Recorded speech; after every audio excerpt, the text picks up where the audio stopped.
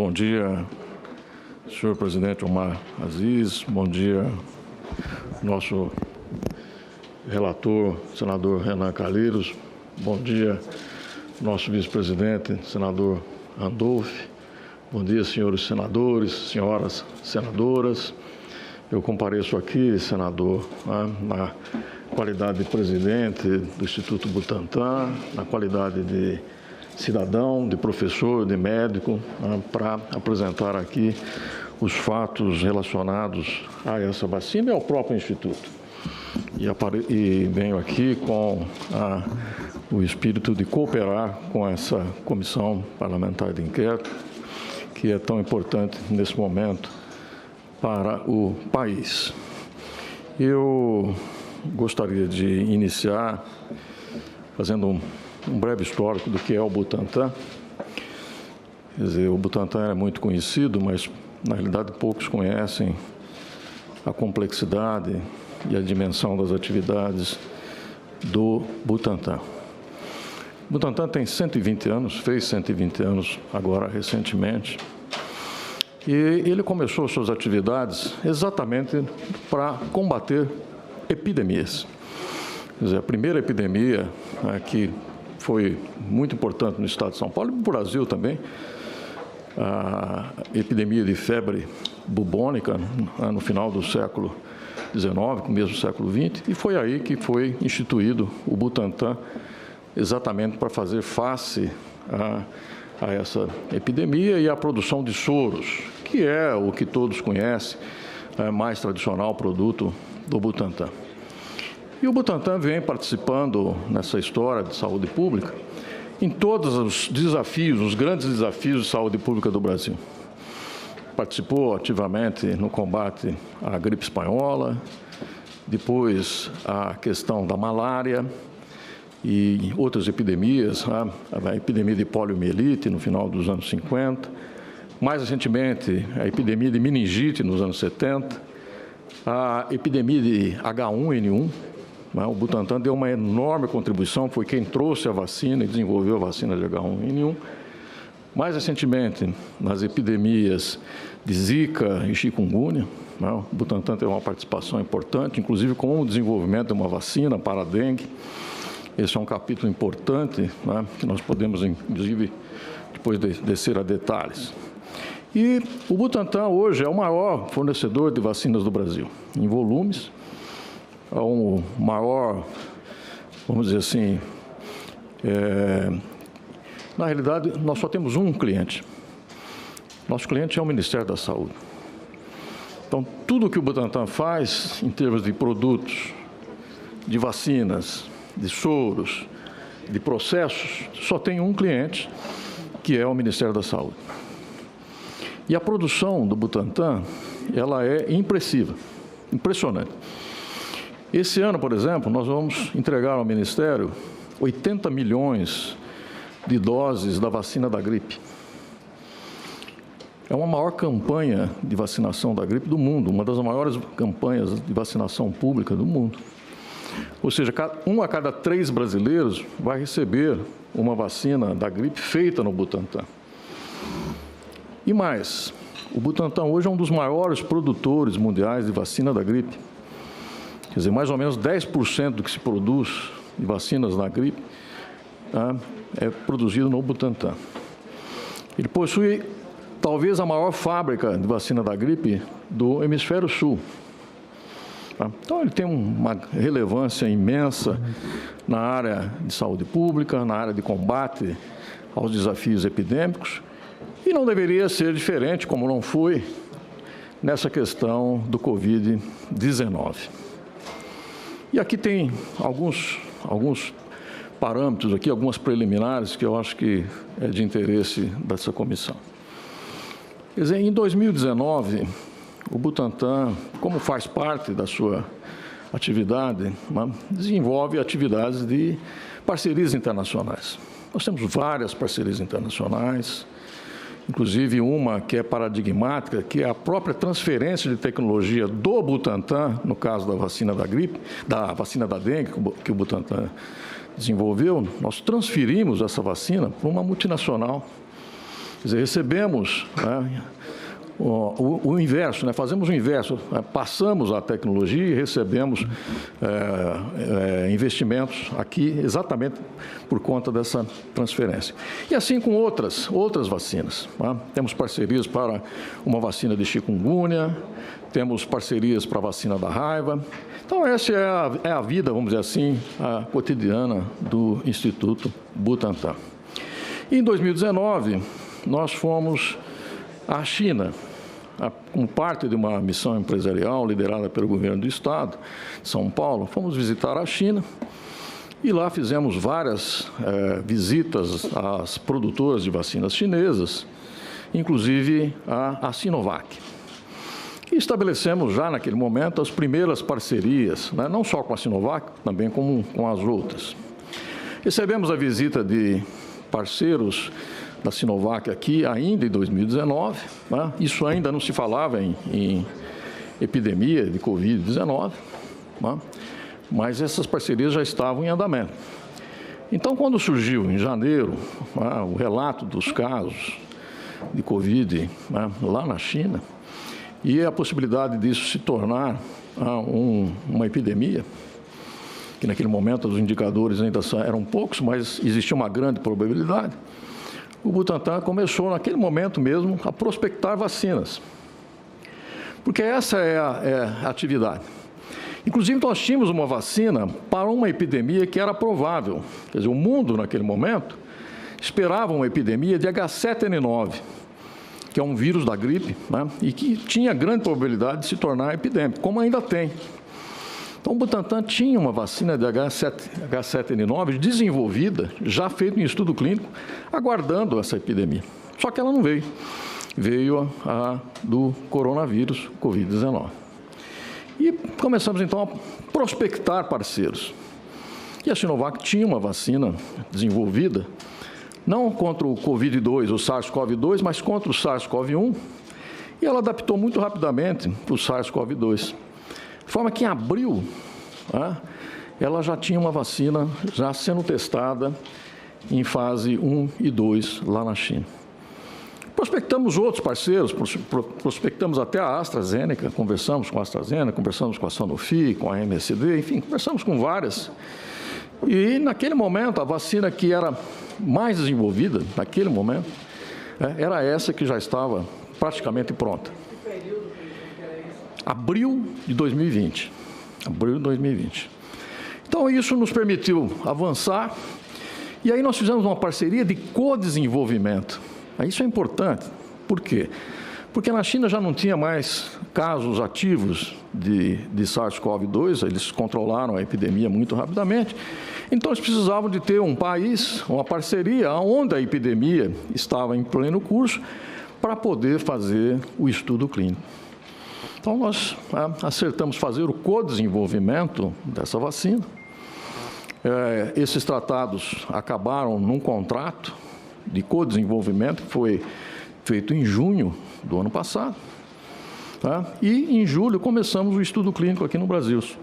Tivemos a autorização da Anvisa, um estudo de grandes proporções, o Butantan tem muita experiência nisso, em 16 centros de estudos clínicos espalhados pelo Brasil, mais de 12 mil participantes. Então, isso estava em pleno andamento.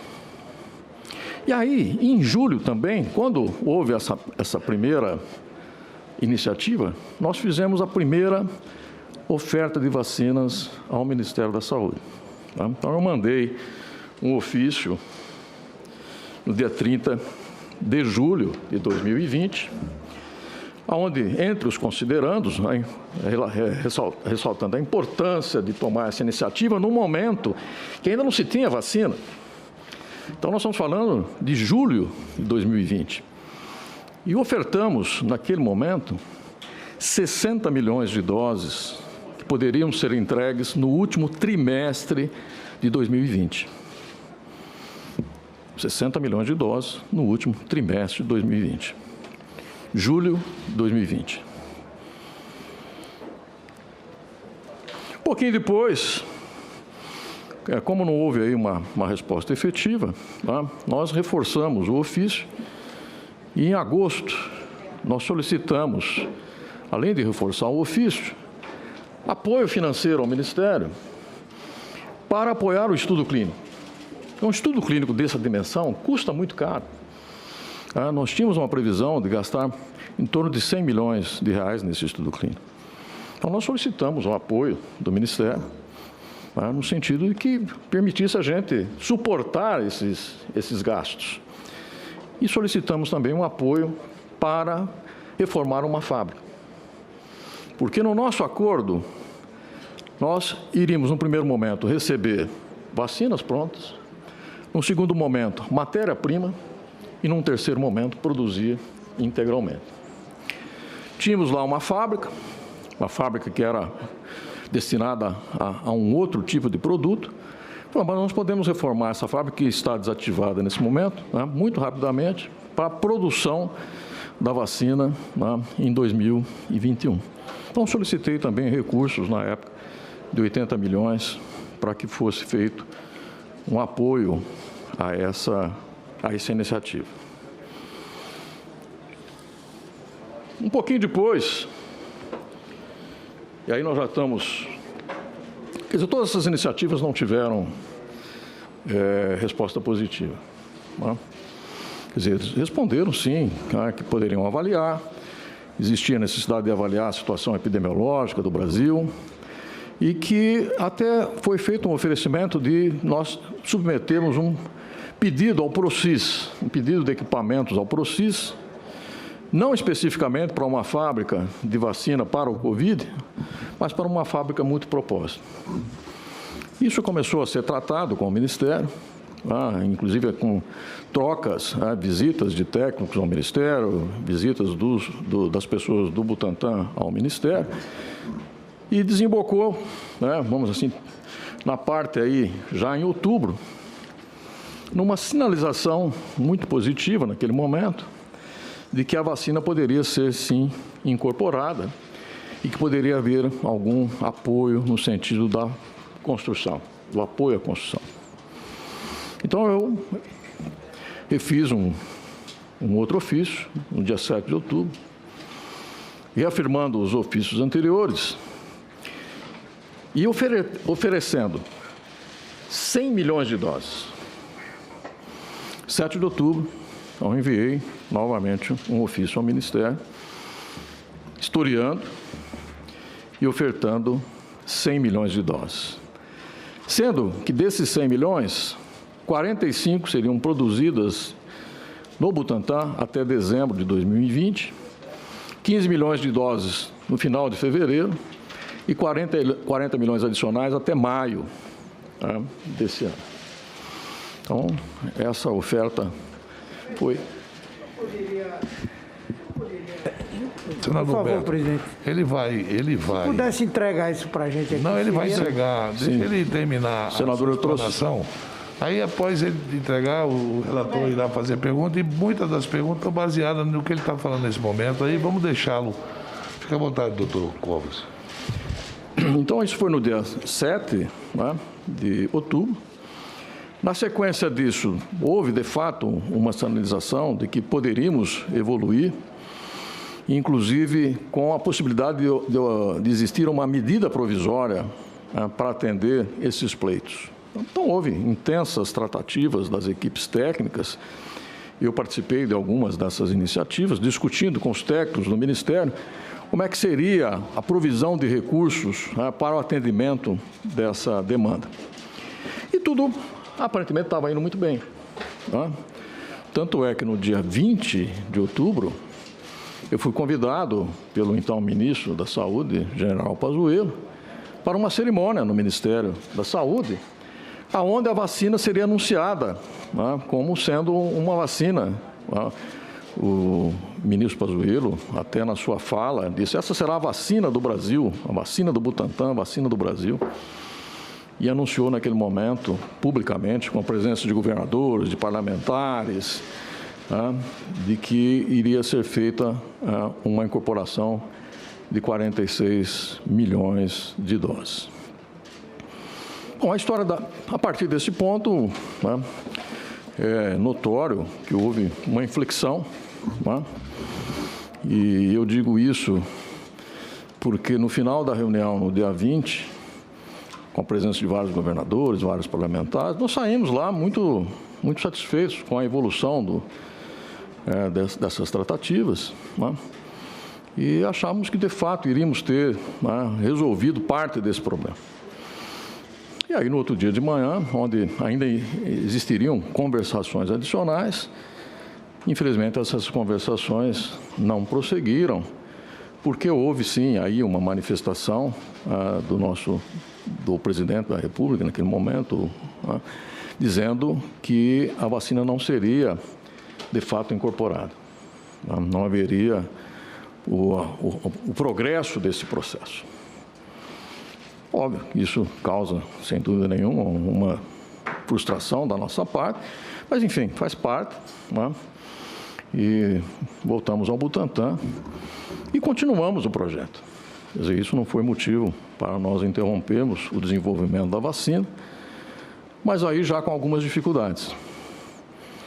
Ou seja, a inexistência de um contrato com o Ministério, que era o nosso único cliente, colocava aí, de fato, né, uma incerteza em termos de financiamento. E nós já tínhamos contratado com a Sinovac parte importante desse projeto. O governador do Estado de São Paulo, né, veio em suplência a isso, né, deu todo o apoio, mas imediatamente outros estados também. Né, outros estados procuraram o Butantan, outros municípios. Na realidade, 17 estados fizeram termos, né, de intenção de aquisição da vacina, né, e muitos municípios do Brasil. Então, naquele momento, nós trabalhávamos com essa hipótese. Quer dizer, se não houver a incorporação do PNI da vacina, que é o desejável, né, quer dizer, não se imaginava ter uma vacina fora do PNI. Quer dizer, essa foi sempre a história do Butantan, né, sempre trabalhando em conjunto com o Ministério para entregar essas vacinas. Então, era um pouco inusitado ter uma vacina não incorporada ao PNI. Mas, enfim, nós estamos caminhando nesse sentido. Até esse momento, o Butantan custeava todas as despesas do estudo clínico, da vinda da matéria-prima, da transferência de tecnologia, né, com essa pressão muito grande dos estados e municípios. E aí nós chegamos no começo desse ano. Né? Eu já estou chegando ao fim, senhor presidente.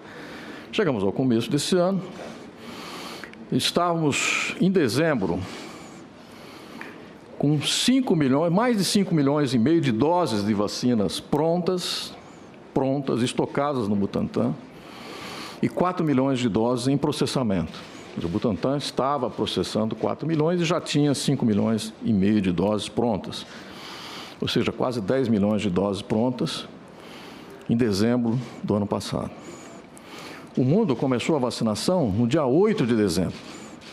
No final de dezembro, o mundo tinha aplicado um pouco mais de 4 milhões de doses. E nós tínhamos no Butantan 5 milhões e meio de doses prontas e mais 4 milhões em processamento. Sem contrato com o Ministério. Poderíamos ter iniciado a vacinação antes do que começou? Nós já tínhamos as doses, elas estavam disponíveis. E eu muitas vezes declarei de público que o Brasil poderia ser o primeiro país do mundo a começar a vacinação. Não fosse, né, os percalços que nós tínhamos que enfrentar aí durante esse período.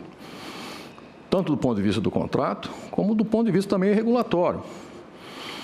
Quer dizer, a regulamentação para uso emergencial das vacinas no Brasil saiu em dezembro pela Anvisa.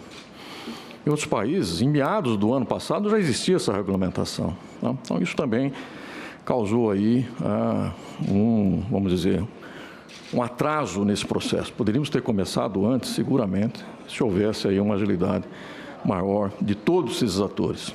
Se tivéssemos trabalhado em conjunto, o que seria absolutamente normal. Então,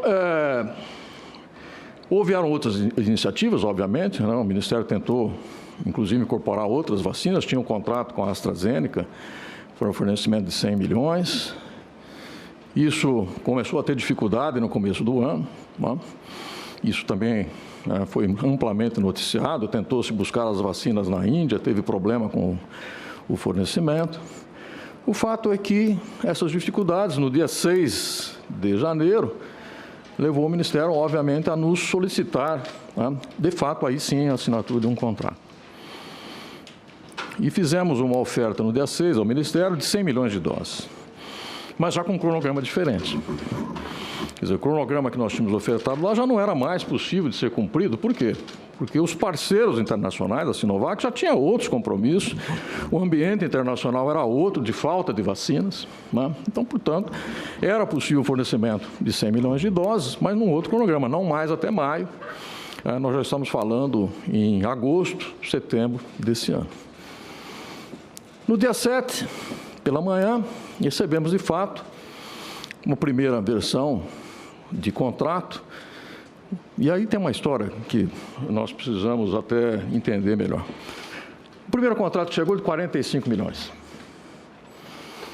Colocamos na mão do nosso departamento jurídico para fazer assinatura eletrônica. Na hora que nós íamos assinar, o contrato já não era mais de 45, tinha um outro contrato de 100 milhões de doses. Ok, 100 milhões é o que nós havíamos proposto. Então vamos, de novo, rever o contrato, 100 milhões. Se estiver tudo bem, a gente assina. Tinha uma cláusula que era uma cláusula que nós ficamos muito em dúvida, que era uma cláusula de exclusividade. E nós só podíamos fornecer a vacina para o Ministério da Saúde. E isso criava um pouco de dificuldade para nós, que tínhamos acordo com a Sinovac de sermos, né, o produtor de vacinas para a América Latina. Tínhamos acordo com a Argentina, tínhamos acordo com a Colômbia, com o Uruguai, de fornecimento de vacina. Essa cláusula de exclusividade nos limitava. Tá? Então, isso foi estudado, se resolveu fazer um novo acordo com a Sinovac, que no primeiro momento a Sinovac supriria esses países e após o atendimento do Ministério, o Butantan poderia voltar a suprir. Fomos assinar o contrato, de novo o contrato de 100 milhões desapareceu do sistema e veio aí, de fato, um contrato de 46 milhões, que foi o contrato assinado, e nesse contrato havia uma opção de compra adicional, né, de 54 milhões. Opcional. Ok. A campanha começou no dia 17, logo que houve autorização de uso emergencial da Anvisa. Começou lá no estado de São Paulo mesmo, depois, no dia 18, já as vacinas distribuídas ao Brasil todo. E, no final de janeiro, nós ainda argumos, o Ministério falou, olha, e o opcional de 54? Está no momento, porque se não fizer essa opção, já não podemos até falar em vacinas até setembro. Tá? E aí, sim, em 12 de fevereiro, o Ministério fez o segundo contrato, de 54 milhões, e um pouco depois mandou ainda uma solicitação de um adicional de 30 milhões. Então, hoje nós temos um contrato de 46 que foi integralizado, primeiro contrato de vacinas que foi cumprido.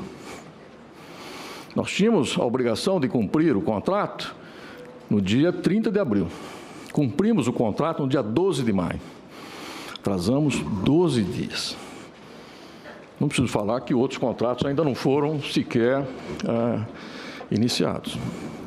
E já iniciamos o fornecimento do segundo contrato, de 54 milhões de doses. Esse contrato estava previsto para ser cumprido até setembro. Nós adiantamos uma programação, teríamos condições de cumpri-lo até agosto, não fosse essas questões de matéria-prima. Então, essas questões de matéria-prima, por exemplo, já agora começaram, de fato, a interferir no cronograma. Exemplo, em maio, deveríamos entregar 12 milhões de doses, e vamos entregar apenas 5 milhões de doses. Programa para junho ainda não temos definido, recebemos recentemente uma partida de 3 mil litros, né? Mas a partir desses 3 mil litros, que darão origem a 5 milhões de doses, né, nós ainda não temos uma programação para, de fato, dizer se cumpriremos até 30 de setembro ou não esse contrato. Né. Existe uma dificuldade de autorização do governo para trazer essa matéria-prima. A matéria-prima é produzida normalmente pela Sinovac, que hoje tem uma grande produção, tá, mas existe lá um rito burocrático que tem durado aí mais de mês para obter essa autorização. Para nós, do Butantan, e também para a Fiocruz até recentemente. Tá? Então, essa liberação de 3 mil e a liberação que houve da Anvisa, da Fiocruz, foi uma sinalização positiva, tá? Uma perspectiva aí de que haja regulamentação, tá? Ou regularização do fornecimento dessa matéria-prima. Eu acho que esses são os fatos. Tá? São os fatos, eu trouxe os documentos, tá? Não tem aqui interpretação, isso está no papel. Tá? Então, estou à disposição dos senhores para qualquer esclarecimento adicional.